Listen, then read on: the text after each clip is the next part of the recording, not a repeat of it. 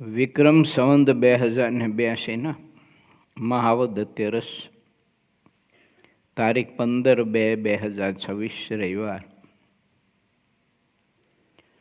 વાલા ભક્તો, આજે પવિત્ર શિવરાત્રિનો મહાપવિત્ર દિવસ છે.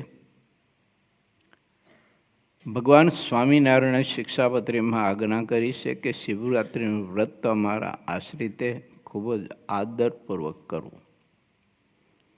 અને શિવાલયાદિક જે દેવ મંદિર રસ્તામાં ચાલતા આવે તો ભાવથી પ્રેમથી ખૂબ જ નમસ્કાર કરવા, આદરથી પરમાત્માને પ્રણામ કરવા. એવું કહેવાય છે કે આજના દિવસે સમુદ્ર મંથન જ્યારે થયું અને એમાંથી ભયંકર હળાહળ વિષ નીકળ્યું, ઝેર, એ સર્વાંગી દેવતાઓ અને સમાજના કલ્યાણ માટે ભગવાન શિવજીએ તે વિષપાન કરીને પોતાના કંઠમાં પચાવ્યું. તેથી ભગવાનનો કંઠ નીલવર્ણો થયો અને નીલકંઠ કહેવાયા. આપણો ભારત દેશ પ્રથમથી જ યુગોથી ઉત્સવ પ્રધાન દેશ છે. આપણો ભક્તિ પ્રિય દેશ છે. એટલે વર્ષમાં આવતા નાના મોટા બધા જ ઉત્સવો વિવિધ પ્રદેશોમાં અને રાજ્યોમાં પ્રધાનપણે બધા ઉત્સવો ઉજવાતા હોય છે. અને ઉત્સવથી જ માણસની શ્રદ્ધા પરમાત્મામાં વધુ ને વધુ જોડાય અને દૃઢ થાય છે. શરીરથી, મનથી, બુદ્ધિથી, ચિત્તથી, અહંકારથી, સંગ દોષથી, વિચારોથી, ઈચ્છાઓથી, અપેક્ષાઓથી જે કંઈ નાના મોટા અસત્કર્મ થઈ ગયા હોય કે જે ઠાકોરજીને ન ગમતું હોય અને પોતાને પણ નુકસાન કરે એવું હોય, એવા કોઈ પણ કર્મ થઈ ગયા હોય તો એની શુદ્ધિ પણ આવા ઉત્સવોથી થાય છે. શા માટે? તો તે ઉત્સવમાં જોડાયેલો સમાજ નાની મોટી આવનાર ભક્તોની ખૂબ જ ભાવથી સેવા કરતો હોય છે. અને ઉત્સવની બધી તૈયારીઓ કરવા માટે અને ઉત્સવ અંતર્ગત ખૂબ જ સેવા કરતા હોય છે. તે સેવા યજ્ઞથી પોતાના નાના મોટા જે કંઈ પાપ કર્મ હોય એ બધા જ નષ્ટ થતા હોય છે. ગઈકાલે વિદ્યાર્થીની સભામાં મેં એક વિચાર આપ્યો હતો કે આ સ્વામિનારાયણ સંસ્કાર ધામ ગુરુકુલ ધાંગધ્રાની આ ધરતીના શૈક્ષણિક ક્ષેત્રના પરિસર જે કંઈ છે તે બધું રૂપાળા ઘનશ્યામ મહારાજનું ભવન છે. અને આમાં હું ને તમે જે કંઈ ભાવનાથી સેવા કરીએ ને, એકાદું કાગળિયું લઈને આપણે કચરા પેટીમાં નાખી દઈએ ને, તો એ મહા મોટા યજ્ઞ જેટલું ફળ પ્રાપ્ત થાય. કેમ કે આપણા બાપનું ઘર છે અને એને આપણે સ્વચ્છ અને ચોખ્ખું રાખીએ તો એ આપણી ખરેખર ભક્તિ અને સાચો મમત્વ કહેવાય. આ બધા ઉત્સવ કહેવાય. ઉત્સવ એટલે કે લાખો માણસો ભેળા થાય અને બધા ભેળા નાચે કૂદે એને જ ઉત્સવ કહેવાય એવું નથી. એ ઉત્સવ જ છે. પરંતુ ભગવાનને, ભગવાનના ભક્તના પ્રત્યે પવિત્ર અને અલૌકિક ભાવના, એનો મહિમા અને વર્ષમાં આવનાર બધા જ ઉત્સવો નાના મોટા હોય તો એ બધા જ ઉત્સવમાં ભગવાનના ભક્તો ખૂબ જ ભાવથી પરમાત્માની ભક્તિ કરે. ઉત્સવ દરમિયાન માણસ બીજું કર્મ કરવા માટે સમય ઓછો ફાળવે અને ભક્તિમાં વધુ સમય ફાળવે.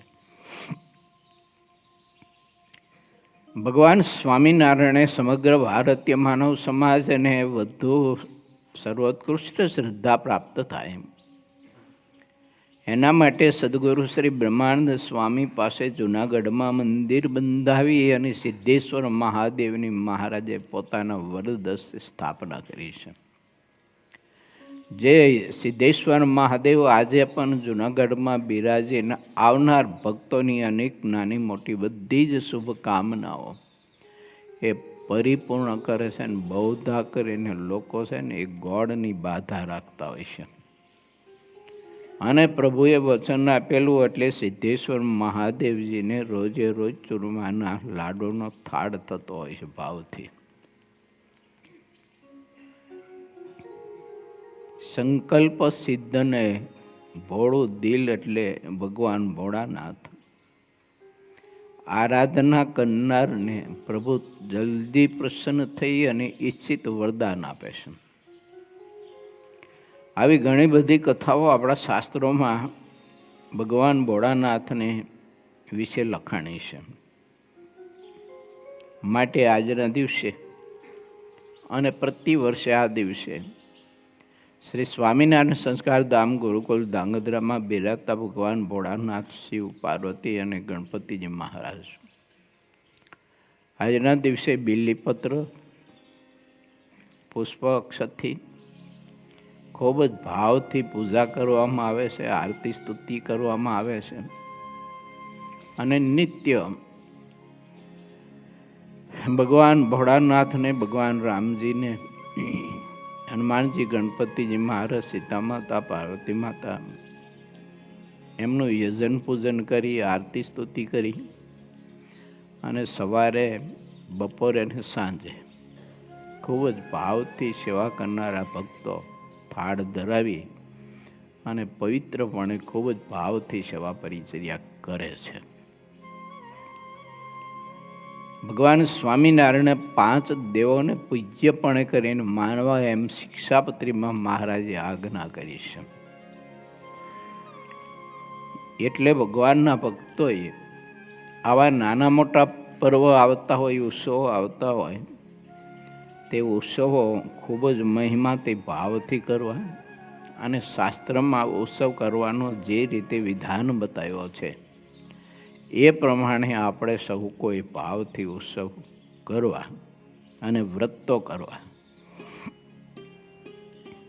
ગત જન્મે અથવા કોઈ પણ જન્મે યા તો આ જન્મે બાલ્ય અવસ્થામાં, યુવાન અવસ્થામાં, વૃદ્ધ અવસ્થામાં, કોઈ કાળે, કોઈ સમયે, કોઈ દિવસે, કોઈ ઘડીએ માણસથી કોઈ જાણે અજાણે એવા અસત્કર્મ થઈ ગયા હોય તો એની શુદ્ધિ આ બધા વ્રતોથી થતી હોય છે. એનું પ્રાચિત કરીને શુદ્ધિ કરનારો સમાજ તો બહુ ભાગ્યે જ હોય કે જેને સંતની સાથે અતિશય આત્મબુદ્ધિ હોય અને સંતની સાથેની એની પાસે નિષ્કપટ જીવન જીવતો હોય એવા જ ભક્તો એક પાપનું પ્રાયચિત કરતા હોય છે. બાકી પાપનું પ્રાયચિત કોઈ કરતા હોતા નથી. એની મેળાએ તો એ કાંઈ કરી શકે નહીં, એને સમજ હોય નહીં, અને જેવું કર્મ એવું પ્રાચિત. તો પ્રાચિત નિર્ણયમાં આ રીતે બધો વિધાન બતાવ્યો છે, પણ એ કરે કોણ? માટે પ્રત્યેક બીજો જે સમાજ છે કે જે સંતની પાસે નિષ્કપટ જીવન જીવી અને શુદ્ધિ નથી કરતો કરેલા કર્મની, એ પ્રત્યેક ત્યાગીગ્રસ્ત નાનો મોટો સમાજ એને આવા વ્રતોથી શુદ્ધિ થાય છે. માટે ભગવાનના ભક્તોએ ભાવથી આ વ્રત કરવું. આજે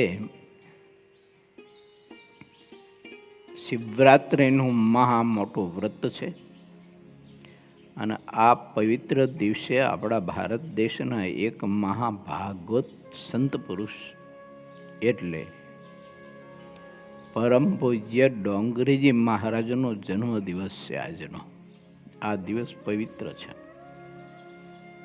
તેઓનો જન્મ 15 ફેબ્રુઆરી 1926 થયેલો.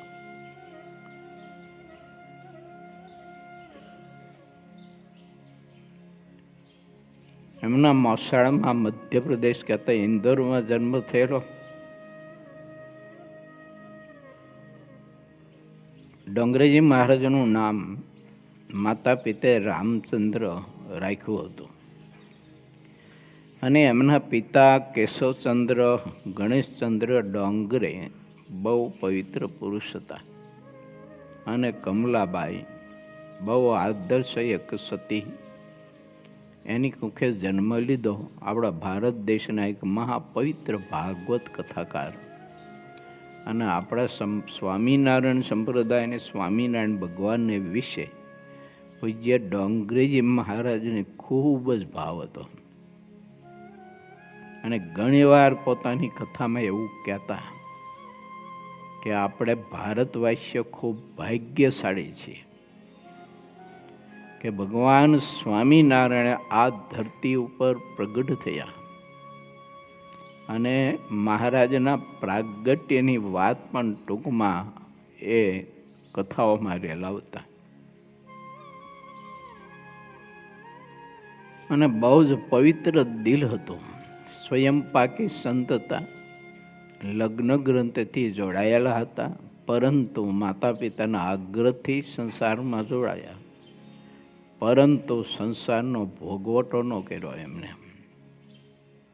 એમાં પણ જળ કમળવત રહ્યા. અને એટલી બધી ભગવાન કૃષ્ણની વિશે એમને પ્રીતિ હતી. વારંવાર કહેતા કે દ્રષ્ટિ તો કોઈને આપશો જ નહીં ભગવાન કૃષ્ણ સિવાય, પ્રભુ સિવાય. કથા કરતા તો પણ અંતર્મુખી વૃત્તિ રાખીને અખંડ કથા કરતા. અને પોતાની પાસે કોઈ દિવસ એમને પૈસો કથા માટેનો લીધો નથી ને રાખ્યો નથી. હોસ્પિટલો, ગૌશાળાઓ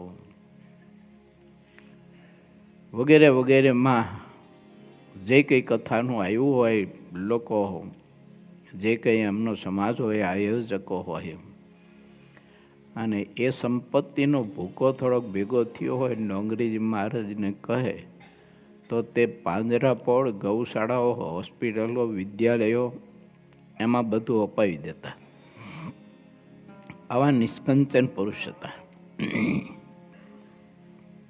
બહુ સમર્થ હતા, અંતર્મુખી હતા, અને ખરેખર જોઈને તો સાચા વક્તા હતા.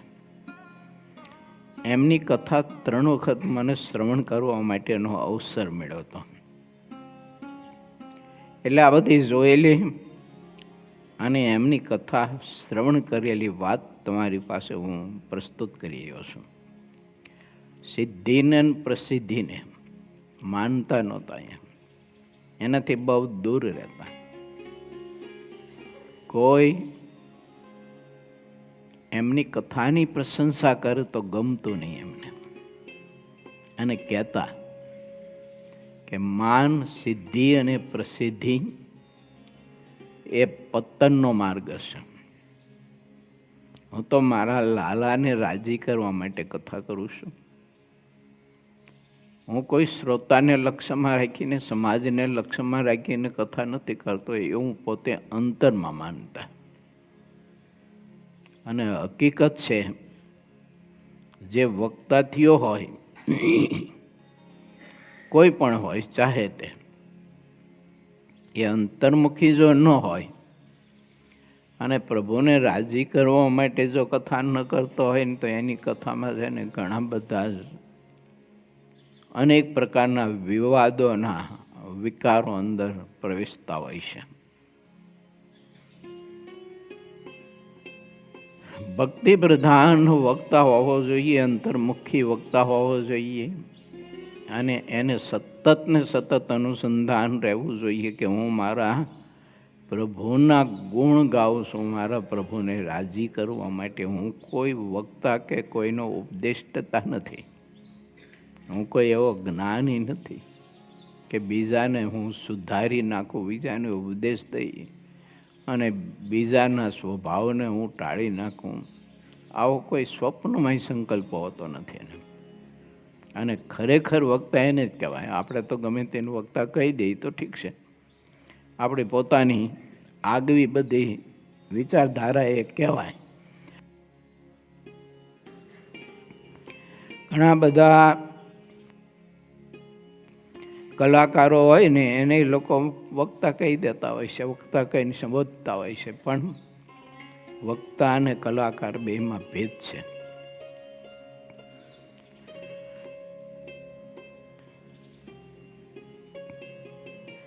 રોજે રોજ 7 થી 8 કલાક વ્યાસપીઠ ઉપર બેસીને કથા નોન સ્ટોપ કરવી એ કેટલો બધો વિષય અઘરો છે. એમના જીવનમાં લગભગ હું માનું છું ત્યાં સુધી 1000 કે 1100 જેટલી પારાયણ ભાગવતની કરી છે એમણે. અને આપણી સાથે અતિશય આત્મીયતાથી અને પોતાનું સંત મંડળ અને પોતાની સંસ્થાને પોતાના હરિભક્તો માનીને જોડાયેલા છે એવા પરમ ભગવદીય અને વ્યાખ્યાનકાર એવા હરિભાઈ પોપટ એમને ખૂબ જ સેવેલા ડોંગરેજી મહારાજને. અને ડોંગરેજી મહારાજ પાસેથી એમને ઘણું બધું સારું એવું તત્વ પ્રાપ્ત કરેલું. આપણે વિચાર કરીએ કે ડોંગરેજી મહારાજ જેવાના શિષ્ય હોય અને આવા વ્યાખ્યાનકાર હોય એ દિલ કેટલું બધું શ્રેષ્ઠ અને પવિત્ર હોય. આપણે સૌ કોઈ જાણીએ છીએ હરિભાઈને સારી રીતે, એકદમ મૃદુલ કોમળ દિલના. ત્યાં મુંબઈમાં ઘણા બધા ગરીબોની સેવા કરતા હોય છે. અન્ન વસ્ત્રથી સાસ વિતરણ કરતા હોય, ખૂબ ભાવથી સેવા કરતા હોય છે. અને ખરેખર આ ભગવદીય કથા શ્રવણના એટલા બધા પ્યાસી, નહીતર પોતે વ્યાખ્યાનકાર વક્તા છે, બહુ સારા ગાયક પણ છે અને કવિ પણ છે. ઘણા બધા કાવ્યો લખે છે. વચનામૃતના તો કેટલા બધા કીર્તનો બનાવ્યા છે એમને. વચનામૃતનો ખૂબ જ અભ્યાસ કરે છે અને ઘણા બધા જ વચનામૃત ઉપર કીર્તનો બનાવ્યા છે. પ્રસંગોપાત ઘણા બધા કીર્તનો બનાવીને પોતે ગાયને પણ મોકલતા હોય છે. હરિકૃષ્ણ સ્વામી મને સંભળાવતા હોય, ભાવથી પોતે એકલા ગાતા હોય પોતાની સ્વરચિત પદાવલી. આવો એક ભક્ત દિલ છે. અત્યારે તો ઘણી બધી એમની ઉંમર, વૃદ્ધ અવસ્થા, તેમ છતાંય શ્રદ્ધા કેટલી બધી એમને. રોજ કથા શ્રવણ કરવાની કાંઈ એમને માટે. આપણે એ સાગર કથા હરિભાઈ કોઈ દિવસ ચૂકતા નથી. આપણે ચૂકી જતા હઈશું. સાધુ પારા સાધક હરિભગત, આપણી અવસ્થા સારી, આપણે મદદે શરીર કરે છે તોય ચૂકી જતા હઈશું. પણ હરિભાઈ કોઈ દિવસ આ સાગર કથા ચૂકતા નથી. તો પૂજ્ય ડોંગરેજી મહારાજના ચરણમાં આપણે પ્રાર્થના કરીએ કે એમને ભગવાન પ્રત્યેની જેવી ભક્તિને નિષ્ઠા હતી એવી નિષ્ઠા અને ભક્તિ આપણા સૌ કોઈના જીવનમાં ખૂબ જ દૃઢ થાય. મહારાજે આપણને અવસર આપ્યો છે ને આને જ સાચા વૈષ્ણવ કહેવાય એમ મહારાજનો મત છે. અંત્ય પ્રકરણના 21ના વચનામૃતમાં મહારાજ કે આત્મસત્તા રૂપે થઈ અને જો સત્સંગ કરે એવો જે વૈષ્ણવ, મહારાજ કે એના હૃદય કમળમાં અમે વાસ કરીને રહી છીએ ને એવા વૈષ્ણવ ભેડું જ અમારે રહેવું એવો ઠરાવ છે. મહારાજ વાત બહુ અદભુત લખી છે. મધ્યનું 21મો છેલ્લો પ્રશ્ન છે, વાંચજો. હું હમણાં સુરત ગયો ને ત્યારે એના ઉપર કથા મેં કરી હતી. સમય અનુકૂળતા હોય તો તે કથા શ્રવણ કરજો. વૈષ્ણવ કોને કહેવાય? ભક્ત કોને કહેવાય? હરિભાઈ કથા શ્રવણ કરે છે પણ આત્મસત્તા રૂપ થઈને કરે છે. એટલે બહુ ચિંતન કરે, બહુ મનન કરે છે. પછી એ કથા ઉપરથી કીર્તન બનાવે છે, પાછા કીર્તનની રચના કરે છે. આવા આપણે શ્રોતા થઈએ, એમ વક્તા થવાના અબરકા છે ને ન રાખીએ. આપણે શ્રોતા થવાના આપણે શુભ સંકલ્પ રાખીએ. ભગવાન સ્વામિનારાયણ મને ને તમને એ જ બતાવે છે 55માં તરંગની કથામાં ગઈકાલે મહારાજે આપણને બતાવ્યું હતું કે ધ્રુવ માછલી દેખાતી નથી દિવસે. ધ્રુવનો તારો દિવસે નથી દેખાતો, પરંતુ બધાનો આધાર થઈને બેઠો છે. તમામ યંત્ર માત્ર બધી દિશાઓ ધ્રુવને આધારિત છે.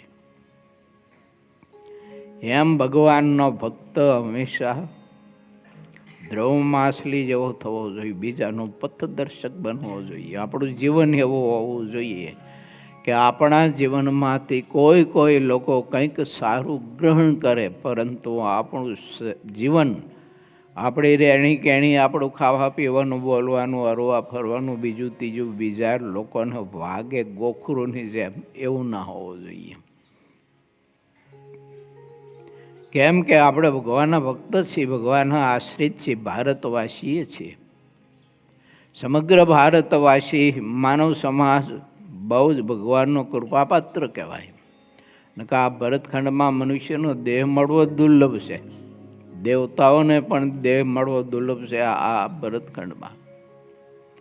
અને આપણે એ ભરતખંડમાં પરમાત્માએ કૃપા કરીને મનુષ્યનો દેહ આપ્યો હોય, પણ આપણને કશું કંઈ મૂલ્ય હોય નહીં, જ્ઞાન ન હોય. એટલે આ મનુષ્ય દેહનો ઉપયોગ માણસ ગમે તેવો છે ને કરતો હોય છે, અને ના કરવાના અનેક પ્રકારના કર્મ કરીને પાપના પોટલા બાંધતો હોય છે. શ્રીજી મહારાજે ભારત દેશમાં જેને મનુષ્યનો દેહ મળ્યો ને એનું મૂલ્ય બહુ સમજાયું છે મહારાજે. વજ્રામૃત ગ્રંથ અને શિક્ષાપત્રી આદિ ગ્રંથો અને ભગવાન વ્યાસજીએ પોતાની કલમે ભાગવતા દિગ્ગજ પુરાણો એમાં બહુ જ મૂલ્ય સમજાયું છે. માટે આપણે આપણા આ સમયનો અને શરીરનો અને ભરતખંડમાં આપણને જન્મ મળ્યો છે એનું મૂલ્ય ભગવાનના ભક્તે સમજવા માટે વિચાર કરવો જોઈએ ને સમજવું જોઈએ. ખોટું વેડફી ન નખાય. જાતા હાડાહાડ ખોટું બોલવાનું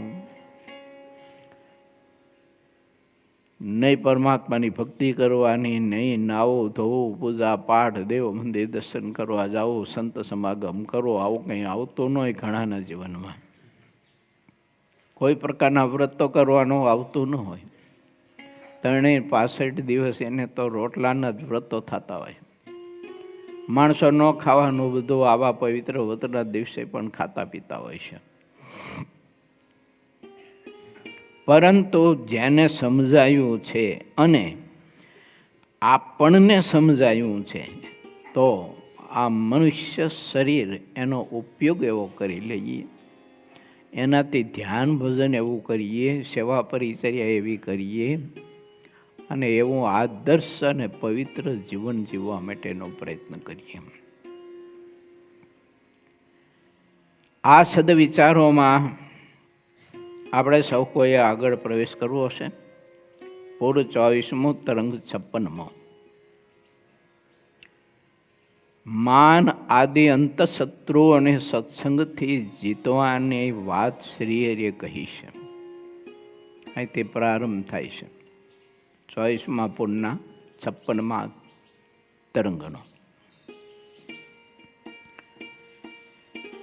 માણસના જીવનમાં એક માન દોષ એવો છે, સ્વભાવ એવો છે કે કોઈનો રાજીપો, કોઈની કૃપા, કાંઈક પુણ્ય સત્કર્મ એ કમાવા નથી દેતો, મેળવવા નથી દેતો. અને વાતે વાતે જીવને નાની એવી બાબતમાં પણ માન બહુ જ અતિશય વિક્ષેપ કરતું હોય છે, નડતું હોય છે. અને માન માટે માણસ જીવતો હોય, માન માટે જ માણસ સત્કર્મ કરતો હોય છે.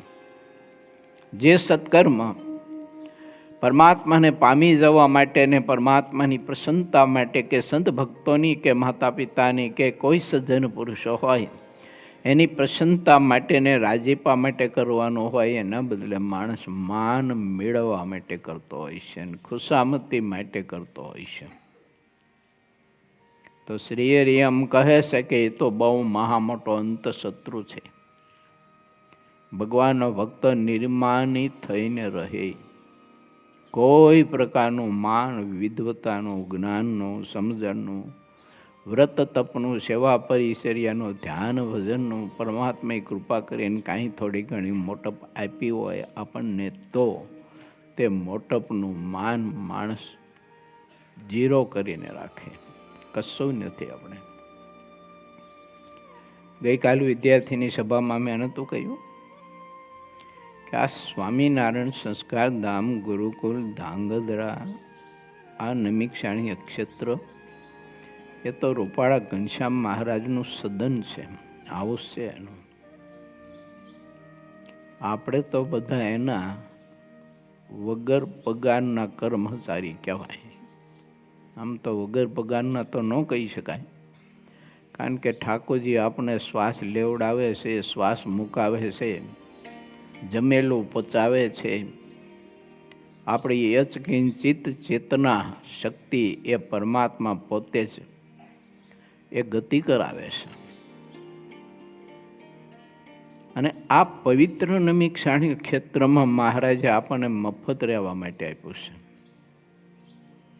માટે આની ખૂબ જાળવણી કરવી જોઈએ, ખૂબ મમત્વ રાખવો જોઈએ, અને ખૂબ જ ભાવથી સ્વચ્છતા પવિત્રતા રાખવી પડે. કોઈ પ્રકારની નુકસાની મારા કે તમારા તરફથી, આપણાથી, આ ગુરુકુલના કોઈ પણ વિભાગની થવી ન જોઈએ. ક્યાંય ગંદકી ન થવી જોઈએ આપણા તરફથી. કેમ? તો આ રૂપાળા ઘનશ્યામ મહારાજનો આ ભવન છે, એનો રહેવાનો મહેલ છે. આપણે કોઈ હકદાર નથી. હકદાર મહારાજ છે, માલિક મહારાજ છે. રૂપાળા ઘનશ્યામ મહારાજ માલિક છે. હવે આપણે કંઈક અહંકાર એવો રાખતા હોય કે અમે ગુરુકુલ ચલાવી છે ને અમે ગુરુકુલની સ્થાપના કરી છે, અને આ ગુરુકુળમાં અમે આવા નાના મોટા બધા મહોત્સવ કરીએ છીએ. હમણાં જ આપણો આ જનમંગલ મહોત્સવ ગયો, અને આપણે બધા એવું માનીએ કે આ જનમંગલ મહોત્સવ અમે ઉજવ્યો છે તો 1 નંબરના મૂર્ખ કહેવાય આપણે બધા જ. તમારા કરતાં હું ડબલ મૂર્ખ કહેવાય, તમે સિંગલ મૂર્ખ કહેવાય, એમ માનીએ તો. કરનારા મહારાજ છે, રૂપાળા ઘનશ્યામ મહારાજ છે, અને આપણે બધા એ અનુભવી ચૂક્યા મહોત્સવમાં કે કેટલું બધું માનવ મહેરામણ મહોત્સવમાં ઉભરાયું હતું, તો ક્યાંય કોઈ જગ્યાએ કોઈ પ્રકારની તકલીફ નહીં. આ ભગવાન ન કરતા હોય તો થાય કેવી રીતે? એટલે આ તો અક્ષરધામના અધિપતિ અને અક્ષરધામના બધા મહામુક્તો આ ઉત્સવ ઉજવો. બધાએ આપણને સેવાનો યોગ આપ્યો, અવસર આપ્યો, અવનો રાજીપો કમાવા માટેનો યોગ આપ્યો. બાકી સંકલ્પ હું કે તમે ક્યારેય સ્વપ્નમાં કરતા નહીં કે આ ઉત્સવ અમે ઉજવો.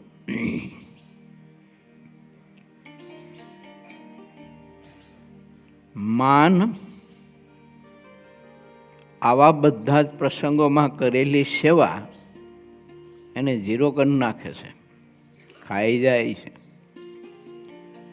માટે શ્રી હરિ કહે છે કે ચારેય પુરુષાર્થની વાતનું તાન તો સત્સંગ કરવા ઉપર જ રહ્યું છે, પણ તે સમજવું કઠિન છે.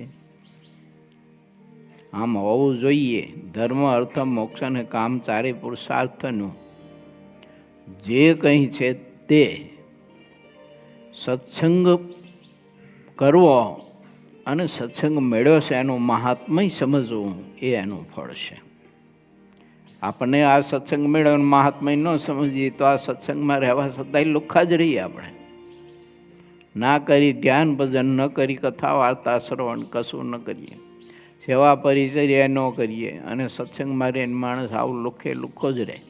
કારણ કે સત્સંગનું મહાત્મય નથી સમજાણું. એટલે જગતનું વિષયોને સંબંધીઓનો મહાત્મય સમજાણું હોય તો એના માટે થઈને માણસ કેટલું બધું કરે છે. ઉંમર થઈ હોય અમુક મેં જોયેલા, નાનો હતો ત્યારે તો 70, 75, 80 વર્ષે પહોંચેલા ને તો ખેતીનું કામ કરતા હતા. એને સગા સંબંધીને બધા બૈરા છોકરાનું મહાત્મય કેટલું સમજાયું છે ત્યારે કરે ને એટલી ઉંમરે. એમ આપણને સત્સંગનું મહાત્મય સમજાણું હોય તો આ સત્સંગમાંથી આનંદ લેવા માટે ને સત્સંગમાંથી ઉપજ લેવા માટે હું ને તમે મરણિયા પ્રયાસ કરીને દેહને હાવ તુચ્છ કરી નાખીને પણ કરીએ ને મહિમા સમજવો જોઈએ આ સત્સંગનો. અને આ સત્સંગનો મહિમા સમજીને એ પ્રમાણે જો કરે ને તો પરમાત્મા એની કેટલી બધી મોટપ આપે છે, કેટલી ઊંચાઈએ પહોંચાઈએ છીએ.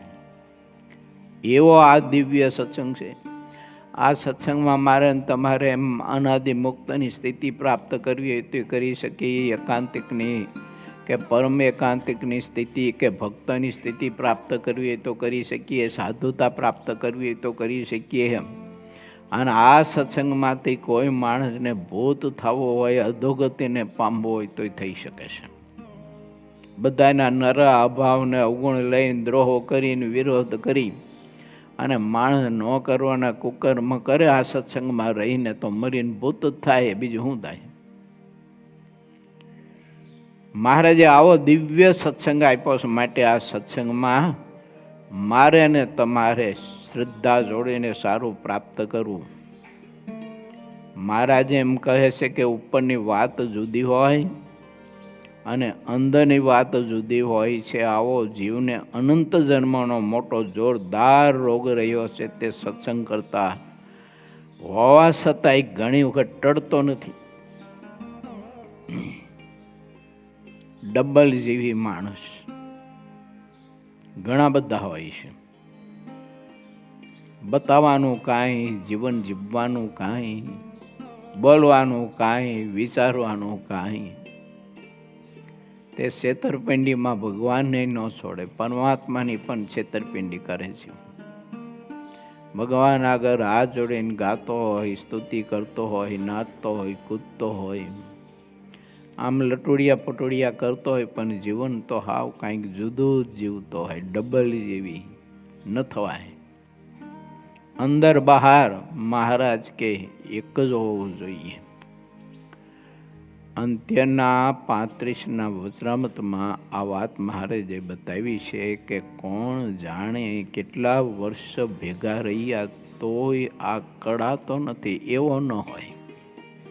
મહારાજ કે અંતર બહાર સૌને જણાઈ આવે કે આ જેવો અંતરમાં છે એવો બહાર છે, ને બહાર છે એવો અંતરમાં છે. આપણે પ્રત્યેકે આપણું જીવન તપાસવું. આપણે ડબલ જીવી રહેતા હોય તો આ કથા સાંભળીને વિચારીને માણસે સિંગલ જીવી થવું જોઈએ. બહાર અંદર એક સરખું આપણું જીવન. ઉપરની વાત જુદી હોય ને અંદરની જુદી હોય છે. આવો જીવને અનંત જન્મનો મોટો જોરદાર રોગ રહ્યો છે. તે સત્સંગ કરતા હોય, અરે મુક્ત થઈ ગયા હોય, તેને પણ વાત જેમ છે તેમ સમજવી અતિ કઠિન છે. સનકાદિકો, સુખદેવજી, નારદ, કપિલજી અને દત્તાત્રેય મુનિ એ જેવા અગણિત પુરુષો થયા છે. તે સત્સંગને સમજતા હતા સારી રીતે, એટલે નિર્માણી થઈ એને સત્સંગ કરતા હતા, મને ભક્તિ કરતા હતા. તેઓ સત્સંગને જેમ જેમ સમજતા ગયા તેમ તેમ તેમને સત્સંગ અગાધ ને અગાધ અને અપાર દેખાતો રહ્યો. એવો આ સત્સંગ મહાન છે. સત્સંગ જેવો છે તેવો જો દેખવામાં આવે તો બ્રહ્માંડમાં તેને બંધન કરે એવું કોઈ ન રહે.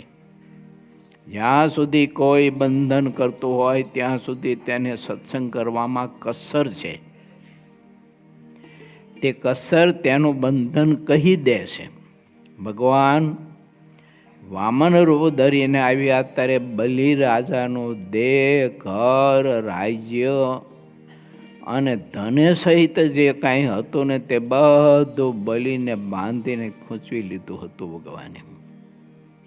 આમ ભગવાને વગર વાંકે બલિને બાંધી દીધા છતાં બલિ રાજાએ રંજ માત્ર પણ ભગવાનનો દોષ ન લીધો, માત્ર પોતાનો જ દોષ જોયો. એટલું જ નહીં પણ તેણે ભગવાનનો અપાર ગુણ લીધો. તેનો અર્થ એ કે બલિરાજાએ નિશ્ચિતપણે સંપૂર્ણ સત્સંગ કર્યો હતો. તેણે જેવો સત્સંગ કર્યો હતો તે તેના વર્તનને સમય આવ્યો ને ત્યારે દેખાઈ આવ્યો. આવો સત્સંગ કરવો જોઈએ. આ છોકરાઓ છે ને બધા એ ભગવાનની કેટલીક કૃપાપાત્ર કહેવાય કે આ બધા અભ્યાસના બાને આ સત્સંગમાં એને પ્રવેશ કર્યો. હવે આ બધા છોકરાઓને જો આ સત્સંગનું મહાત્મ્ય સમજાઈ જાય ને યથાર્થ, તો આ બધા જ અનાદિ મુક્તની સ્થિતિને પામી જાય વગર સાધને. જો આ એને બીજી કંઈ તપસ્યા કરવાની જરૂર ન હોય. ભગવાન સ્વામિનારાયણની મૂર્તિના સુખના ભોગતા બધા બની જાય, જન્મ મરણથી મુક્ત થઈ જાય બધા. એવો સત્સંગનો યોગ મહારાજે આપ્યો કૃપા કરીને. બાકી આ છોકરાઓ ઘીરે હશે ને અહીંયા એડમિશન નહીં લીધું હોય ને ત્યારે એને સત્સંગ શું એ ખબર નહીં હોય. જેમ એનું છે એમ આપણું હોય. આપણે પ્રથમ સત્સંગમાં પ્રવેશ્યા ન હોય ત્યારે આપણી ભૂમિકા એમ જ હોય. આ સત્સંગનું કંઈ ખબર ન હોય, મહત્વ કશું જ ન હોય આપણને. પણ ભગવાને કૃપા કરી તો આપણને સત્સંગમાં પ્રવેશ આપ્યો. આ બધા છોકરાઓને વિદ્યા અભ્યાસના બાને આપ્યો અને આપણે ભગવાને કૃપા કરીને સત્સંગમાં આ બધો પ્રવેશ આપ્યો, આપણો સ્વીકાર કર્યો. આવો દિવ્ય સત્સંગ છે. માટે સત્સંગના નિયમ બહુ રૂઢી રીતે કરીને જો આપણે પાડીએ અને એમાં રહીએ ને તો બહુ જ ભલું થઈ જાય જીવનું. આવું મહારાજનું કહેવું અને મહારાજનું મત છે.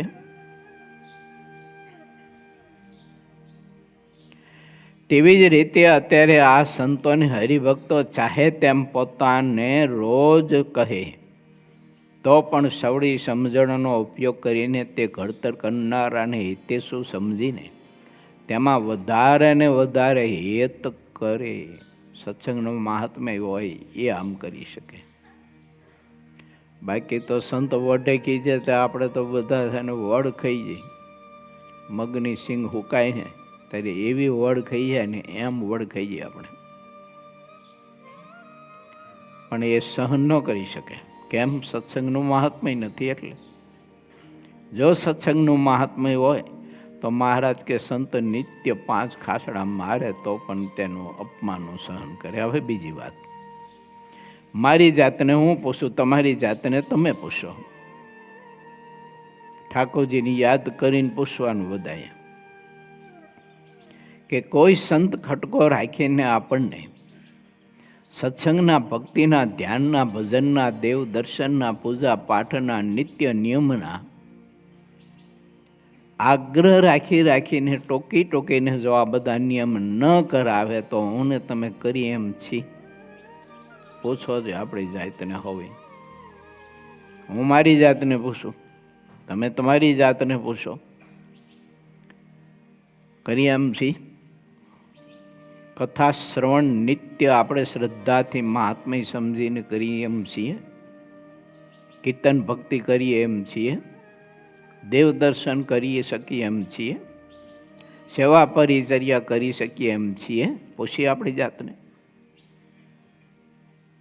કોઈ માણસ બદ્ધ થયેલો હોય છે તો નિયમિત નથી કરી શકતો. એને કોઈ કરાવનારો હોય તો જ કરે છે. અને કરાવનારો ત્યારે જ કરાવી શકે છે કે જેની પાસે કરાવવું છે એને સત્સંગનું મહાત્મ્ય હોય તો કરાવી શકે છે. એને સત્સંગનું જો મહાત્મ્ય ન હોય તો કરાવનારો 2, 5, 25, 50, 100, 200 વખત આપણને રોકે ટોકે અને તોય આપણે ના કરીએ. પછી એ મેલે પડ્યું બધું કે હવે આમાં કંઈ દમ છે નહીં એમ. એટલે ગમે તેટલી સ્વીચો પાડી પણ લાઇટ થાય એમ છે નહીં, કારણ કે છેડા છૂટી ગયા છે સત્સંગથી. જે હોલ્ડરના છેડા છૂટી ગયા હોય ને વાયરિંગથી, એમાં તમે લેમ્પ ભરાવો તો થાય નહીં કોઈ દિવસ લાઇટ. એમ સત્સંગથી જેના શ્રદ્ધાના છેડા છૂટી ગયા હોય ને, આ એમાં કાંઈ ન હોય એટલે મોટા પુરુષો પછી શું કરે, મેલ પડ્યું પછી એના પર નારાજ ન થાય, પણ ખટકો રાખીને જે ભજન કરાવવાનું હોય ને એ છોડી દે. અને જે દિવસે મોટા પુરુષ ખટકો રાખીને ભજન કરાવવાનું આપણા માટેનું છોડી દે, તે દિવસે સમજવાનું કે ન પૂરાય એવી ખોટ આવવાની છે. કારણ કે આ ધરતી ઉપર બીજું કોણ આપણને ભગવાન ભજાવે કોણ? એટલે અડખામણા થઈને, આંખે થઈને કોણ ભજન કરાવે આપણને? એટલે મહારાજ કહે છે કે જો સત્સંગનું મહાત્મ્ય સમજાણું હોય તો તે સંત રોકે ટોકે તો ખૂબ રાજી થાય.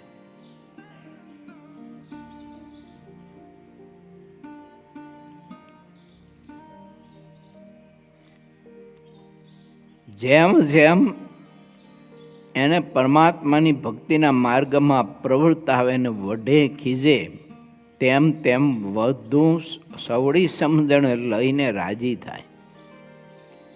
પરંતુ જો કોઈ સંત ભક્ત સહજ વાત કરે, તેમાંય દુઃખ લાગી જતું હોય અને તે હરિભક્તોનો ભાવ ઉતરવા માંડે, તો તેને માનાદિક કોઈ બાબતનો રોગ લાગુ પડી ગયો છે તે પારખી લેવું જોઈએ.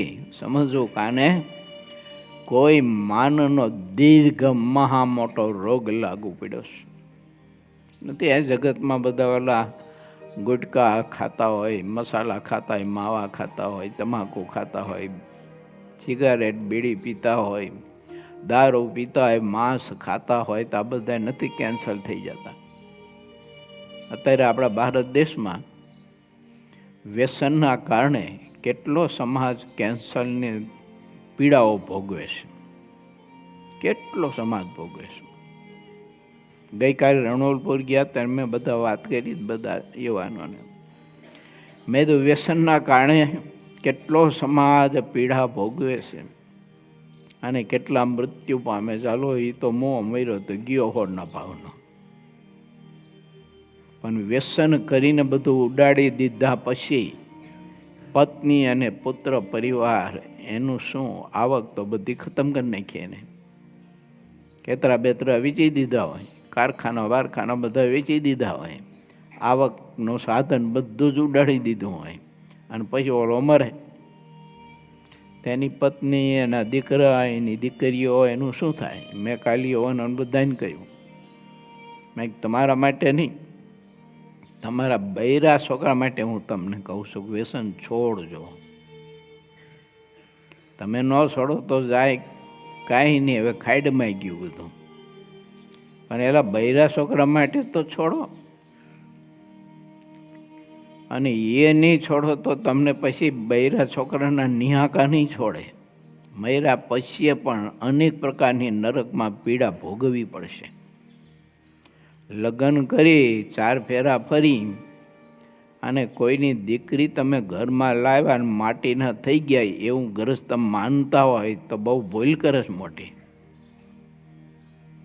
મેં તો કહ્યું એ લોકોનો, એ તો આવી ભૂલ ન કરતા. લગ્ન ગ્રંથિથી જોડાઈને 4 ફેરા ફરીને તમે જેને લાવ્યા છો અને એના ત્યાગ સામું જોઈજો. મા બાપ પરિવાર આ બધાના મમત્વનો પ્રેમનો એ ત્યાગ કરીને તમારા ઘેર આખું જ વાતાવરણ જુદું હોય, બધાના સ્વભાવ જુદા હોય, રહેણી કહેણી જુદી હોય, ઘરની સિસ્ટમ બધી જુદી હોય, મા બાપને ઘેર રહેણી કહેણી સિસ્ટમ જુદી હોય, એમાં ઉછરીને દીકરી મોટી થઈ હોય અને એ પછી તમારે ઘેર આવે ત્યારે એને બધું જ નવું નવું જ બધું સેટિંગ કરવાનું. ધણીના સ્વભાવથી માંડી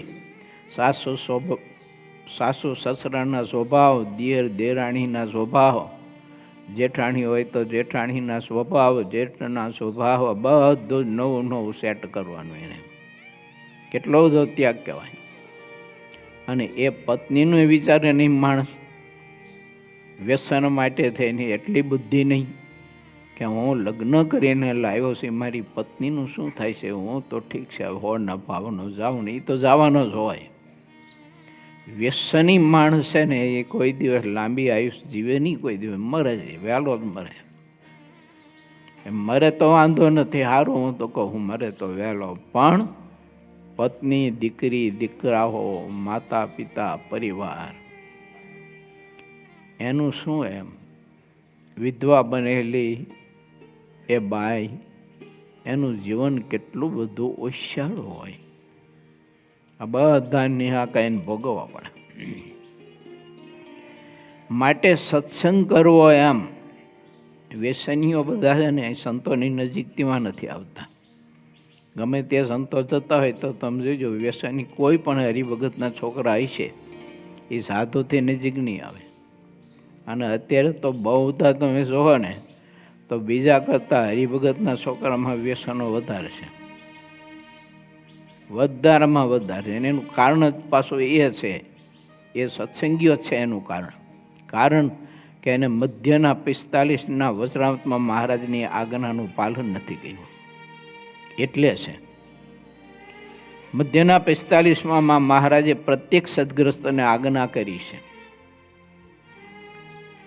કે તમારા પોતાના ઘરના પરિવારના જે કંઈ સભ્ય હોય એને રોજ આ વાત કરજો કે આપણે તો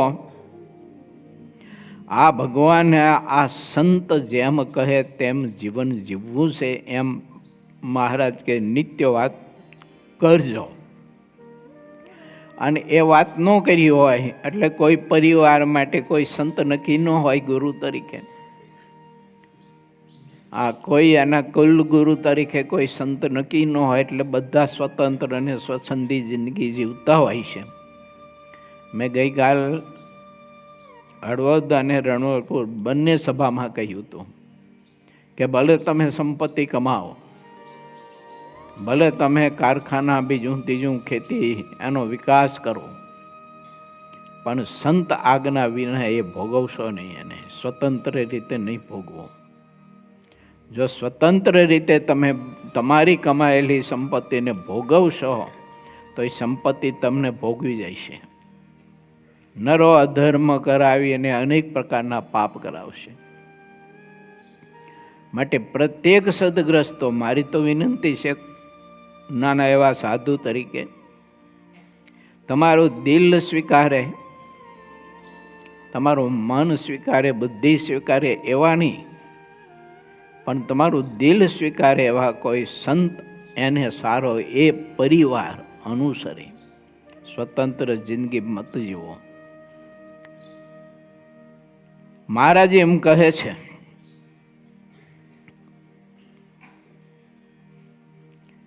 જ્યાં સુધી જેને માનાદિક રોગ ન થયો હોય ત્યાં સુધી તેને ભગવાનને કારણે લગારપણ, સંત દુઃખીને વચન કહે તો દુઃખ નથી લાગતું. કેમ? તો કે એને માનને ઝીરો કરી નાખ્યું છે. સત્સંગ એવો કર્યો છે. જો કોઈ પણ વાતે કરીને તે સંત હરિભક્તની રુચિ થઈ ગઈ હોય, એને અરુચિ થઈ ગઈ હોય, વિષય વ્યસનમાં રુચિ થઈ ગઈ હોય,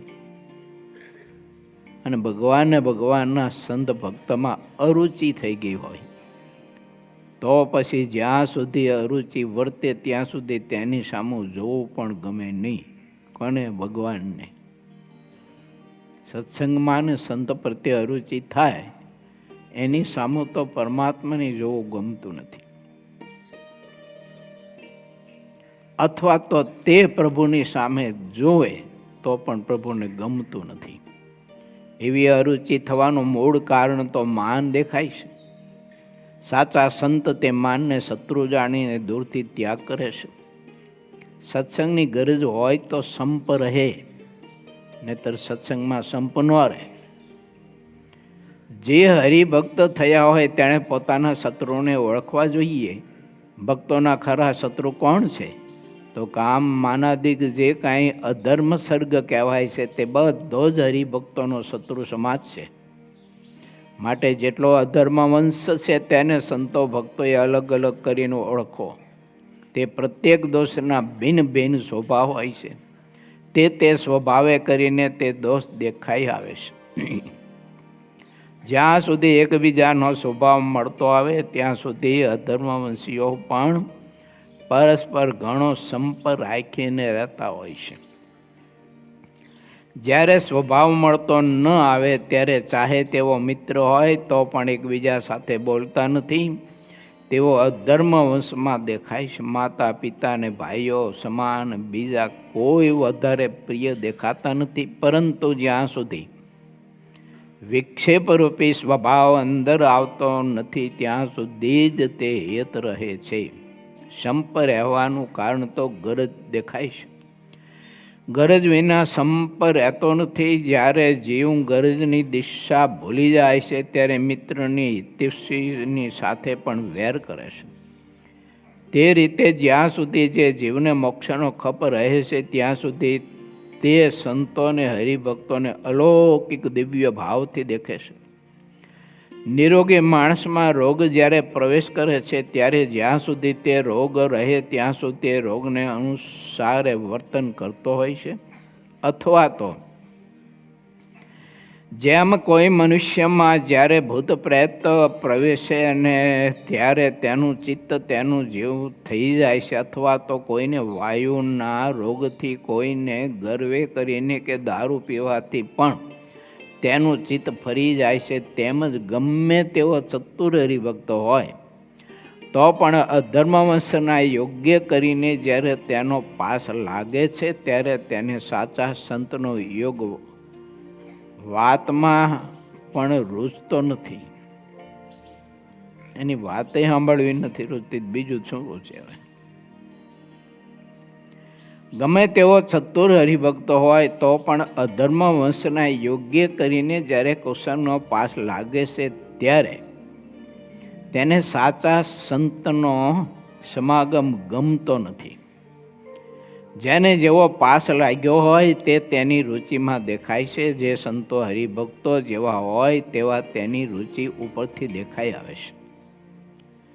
ભગવાનના ભક્તોમાં પણ જેનો સ્વભાવ, પ્રકૃતિ કે રુચિ પોતાની સાથે મળતી આવે તેની સાથે તે રુચિ રાખે છે અને જેની સાથે ન મળે તેનાથી દૂર ભાગે છે.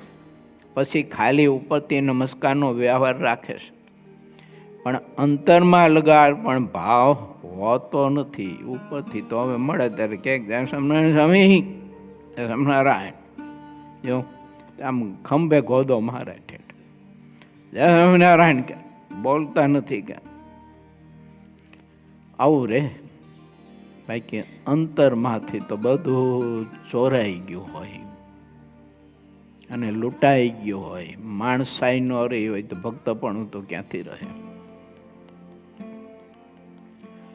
જેને પરમ વિવેક હોય તેની જ એક સરખી અલૌકિક બુદ્ધિ રહે છે. જેની એક સરખી અલૌકિક બુદ્ધિ રહેતી હોય તેને ઓળખવા પણ ઘણા કઠણ છે. મેં હરિકૃષ્ણ સ્વામીને કાલે કહ્યું હતું, મેં તો બહુ જગતની મોટપમાં માનતા હોય ને એ માણસો, એના છોકરાઓ, એ બધા સંતોને પગે લાગે ત્યારે તમે જોઈજો. ધન સંપત્તિ જગતમાં બહુ મોટપ માનતા હોય ને આ એના બધા છોકરાઓ કે એ પગે લાગે ત્યારે તમે જોઈજો. અને જે સંતોના યુગમાં હોય અને સંતો સાથે અતિશય પ્રીતિ હોય તે હરિભક્તોને, તે હરિભક્તોના છોકરાઓ પગે લાગે ને ત્યારે તમે જોઈજો. આપણા બધા જ વિદ્યાર્થીઓ સંતોને કે હરિભક્તોને પગે લાગે ને ત્યારે એની રીત તમે જોઈજો. જનમંગલ મહોત્સવમાં આવેલા તમામ સંતો અને હરિભક્તો આપણા વિદ્યાર્થીને દર્શન કરવાની રીત જોઈ અને એટલા બધા રાજી થયા અને પ્રભાવિત થયા છે. આનું કારણ શું છે? સંતોની સાથે આત્મીયતા છે એ કારણ છે. એ દેખાય આવે ક્રિયામાં તુરત જ. માટે ભગવાન શ્રી હરિ એમ કહે છે કે એવી અલૌકિક બુદ્ધિવાળા સંત ભક્ત પોતાનું જેવું વર્તન હોય તે પ્રમાણે જ બીજાને વાત કરે છે. જે કોઈ જીવ સત્સંગ કરે છે તે સર્વે પોતાથી મોટા હોય તેમ દેખાડે છે. વળી પોતાને કોઈ મોટા ન માને તેમાં તે અલૌકિક સુખ માને છે. જેના અંતરમાં પોતાને મનાવવા પૂજાવાનું જેટલું તાન રહે છે તે સાચા હરિભક્તની રીત નથી અને તે સાચા સંતની પણ રીત નથી. તેવાની બુદ્ધિ તો વિપરીત થઈ ગણાય છે. પછી જ્યાં સુધી તેને વિપરીતમતી રહે ત્યાં સુધી તે આ સંસારમાં ભટકતો રહે છે. જેવી ભગવાનની મોટપ સર્વોપરી છે તેવી ભગવાનના સાચા ભક્તની પણ મોટપ સર્વોપરી છે. સમસ્ત બ્રહ્માંડોના અધિપતિ હોય તો પણ તે ભગવાનના ભક્ત સમાન મોટા નથી. તે બ્રહ્માંડોના અધિપતિઓ પોતાનો જેટલો હુકમ હોય તે ચલાવે છે અને બીજા જે હુકમમાં ચાલે છે. કેમ જે ભગવાનને જ એ રીતની મર્યાદા જોઈ વિચારીને બાંધી આપી છે, જેથી કોઈને તે મર્યાદા બહાર ચાલવા દેતા નથી. પરંતુ જે કોઈ જીવ કે ઈશ્વર જેમ જેમ ભગવાનનો હુકમ ચલાવે છે તેમ તેઓ સર્વોપરી મોટપને પામે છે. ભગવાનની આજ્ઞામાં રહે એટલે. ઇતિ શ્રી સહજાનંદ સ્વામી શિષ્ય સિદ્ધાનંદ મુનિ વિરચિત શ્રી હરિચરિત્રામૃત સાગરના ચતુર્વિશપુરમાં માન આદિ અંત શત્રુઓને સત્સંગથી જીતવાની વાત શ્રી હરિએ કહી એ નામે 56મો તરંગ સમાપ્ત થયો. શ્રીપતિમ સિદ્ધરમ સર્વદેવેશ્વરમ ભક્તિધર્માત્મજમ વાસુદેવમ હરે કામદામ કારણમ સ્વામિનારાયણમ નીલકંઠમ ભજે સદાનંદ સ્વામી મહારાજની